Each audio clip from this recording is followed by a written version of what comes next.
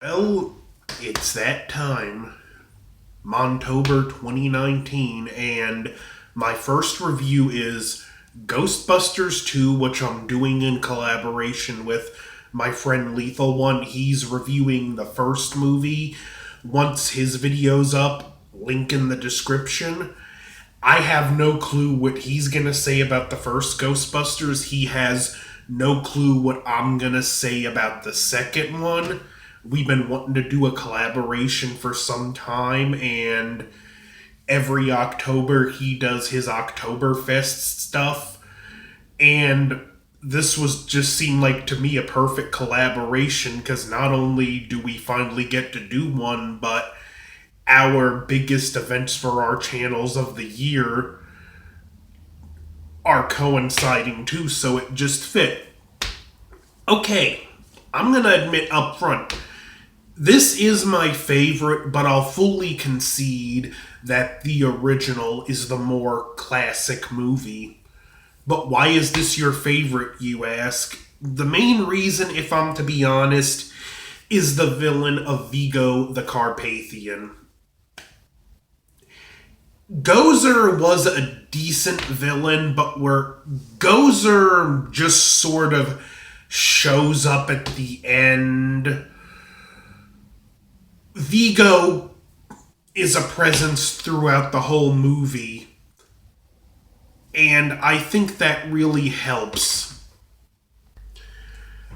When we even first meet him, we get this great line: on a mountain of skulls, in a castle of pain, I sat on a throne of blood. What was will be, what is will be no more. Now is the season of evil.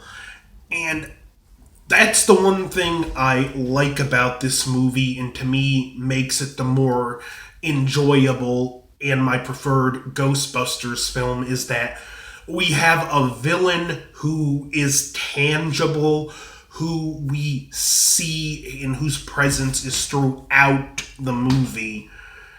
Plus, just when you compare the looks of the villain, Vigo looks like a boss from Skyrim or something. He looks threatening. He looks imposing. As good of a villain as Gozer was for the first movie, when Gozer shows up, I don't know, Gozer to me kind of looks like an extra from a music video, and I'm not disparaging the original film. Again, it's the more classic. Rightfully so, it is the superior film, but it's just not my favorite of the two. That being said, it still deserves all the respect. We got all the cast returning. Rick Moranis, great as ever. We got the four Ghostbusters back. Ernie Hudson's Winston is my favorite because he's just a regular guy. In fact, I'll give the first one as an example of why he's my favorite. If there's a regular paycheck, I'll believe anything you want me to. We've all been there where we've been desperate for work, and that's what he was, and he's the most relatable. Harold Ramis is as deadpan as ever. Bill Murray has that great sarcastic energy that he always brings to it. Dan Aykroyd has that wonderful enthusiasm that he brings to it, and they just work together so well. Rick Moranis' Louis Tully is given a little more to do, and it's great to get more of him. The actress that plays Janine is back, Sigourney Weaver is back, and it's just a fun experience. Vigo the Carpathian wants to be reborn, and he needs to be reborn through a baby, and he uses Sigourney Weaver's boss as a pawn. And what's great, I love this guy. He plays as he's not a bad person, but he comes off as a little bit of a creeper. And then when he becomes a servant of Vigo, he brings this great manic Renfield-esque energy to it, which is ironic because he played Renfield in Dracula Dead and Loving It, and he was so much like Dwight Fry. It was awesome. So, again, I gotta love that. The Ghostbusters go to, well, not all of them. It starts out with Sigourney Weaver going to Ray and Egon about a problem with her baby carriage just rolling down the street. It leads to them tearing up the streets and finding this slime. They get arrested for it after knocking out the power to half the city, and they go before this real hard-nosed, no-nonsense judge, played by Harris Yulin, who was the guest star of potentially my favorite episode of Star Trek Deep Space Nine, Duet, where he played the Cardassian Moretz. Phenomenal episode. I did a review of that. And there's a great scene where after he convicts them, and Rick Moranis is their attorney, by the way, he's yelling, screaming, and the slime's reacting, and the ghost of two criminals he put to death come out. And I like this scene where they kind of extort the judge into lifting the judicial restraining order that they can't be paranormal investigators, and they come back. We get a great montage, and we even get to see some scenes with them experimenting with the slime. It loves Jackie Wilson, and they put some in a toaster, and the toaster starts dancing, setting up a great scene later in the film. And again, it's a fun scene, and this movie does have a lot of fun to it, but much like the first one, it's a horror movie and a comedy, because there are some very creepy scenes, like the scene where they're in the subway system and you hear that voice call back to Winston and you see all the heads and the spikes, or the scene where Sigourney Weaver goes into the museum. It's got some great eerie atmosphere to it at times. It's got some fun montages and a little bit more urban hip-hop-esque of a soundtrack, but some of the music is also kind of easy listening, and I like the soundtrack to this film. It's fun, it's energetic. The Ghostbusters even get at times a very heroic theme music, which I have heard criticized before, but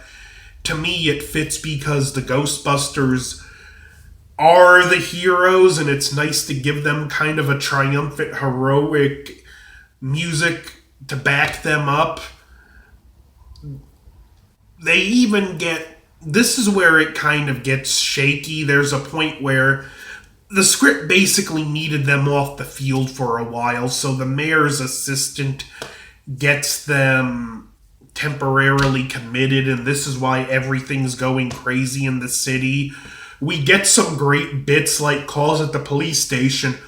Like, wait, you're in the park and you're being chased by what? A park bench? Here, you better take this call.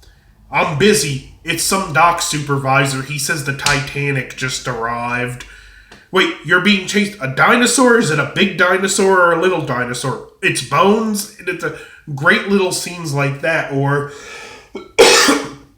a woman stepping in the slime and her fur coat coming to life. Plus, the effects from the slime are great. There's times where it looks like the Blob and it has a life of its own, like a scene where Sigourney Weaver is getting ready to give her son a bath and the slime starts pouring into the tub and the tub comes to life and comes after them. Great, creepy, tense scene. Eventually, the Ghostbusters need to get into the museum, but there's a shell of slime, and they use the positively charged slime, which are in slime blower packs carried by Winston and Ray, and they use it in the Jackie Wilson music to bring the Statue of Liberty to life.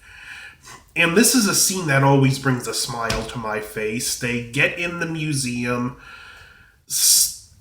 and they have their final encounter with Vigo, which is very well done. And I love how much like he's linked to the slime, positive energy could negatively affect him and it weakens him when they start singing.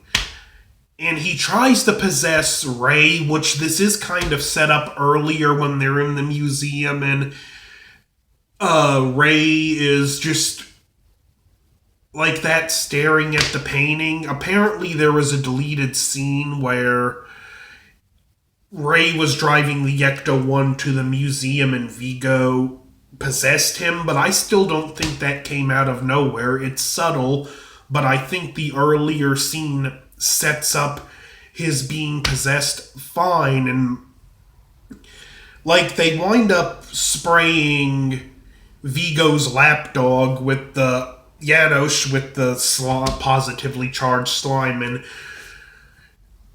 that's what ends up having to happen to Ray too. Winston sprays Ray with it, and they shoot the proton streams at the painting with the slime, and Vigo's defeated. It's a fun ride. Again, I admit, even though it's my favorite, the original is rightfully the more classic, but I just get more personal enjoyment out of this film. Just because you like a film better does not mean it's the better film. I know that sounds kind of contradictory, but I'm not fanboy enough that I'm gonna just deny that the original is superior. I just enjoy this one more, and a lot of it is because of the villain, but just getting the cast back together, there's still great chemistry between all of them. I do want to talk about,